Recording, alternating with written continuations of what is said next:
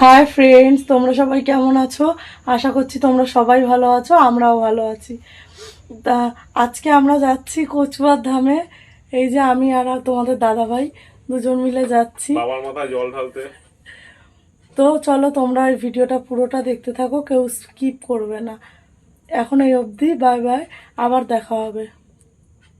Finally আমরা চলে আসলাম লোকনাথ বাবার জন্মস্থান কচুয়া ধামে। চলো মেন গেট থেকে এবার ঢোকা যাক।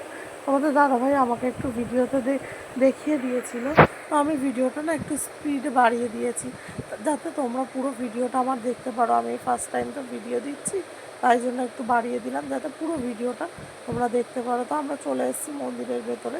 এই যে তোমাদের দাদাভাই আগে মন্দিরে জল ঢালবে বাবার মাথায়।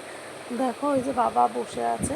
আর দেখে বুঝতেই পারছো যে আজকে ভিড়টা একদমই হয়নি, ফাঁকায় ফাঁকায় আমরা গেছিলাম, কারণ আমরা গেছিলাম শনিবার, তাই জন্য ভিড়টা খুবই কম হয়েছিল।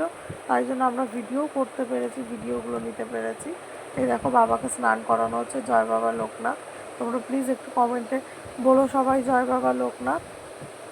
তো দাদাভাই স্নান করিয়ে দিচ্ছে, তারপর এবার আমি স্নান করিয়ে দেব। এই যে আমি লোকনাথ বাবাকে মাথায় জল ঢালছি, স্নান করিয়ে দিচ্ছি, এবং আমার যা মনস্কামনা বাবাকে বললাম সব। তারপর তোমরা দেখতে থাকো পুরো ভিডিওটা। তোমাদের যদি ভালো লাগে তাহলে প্লিজ একটু লাইক কমেন্ট করো। আমি ভিডিওটা আর বেশি বড় করছি না, এখানেই শেষ করছি। তোমরা সবাই ভালো থেকো, সুস্থ থেকো, বাই বাই।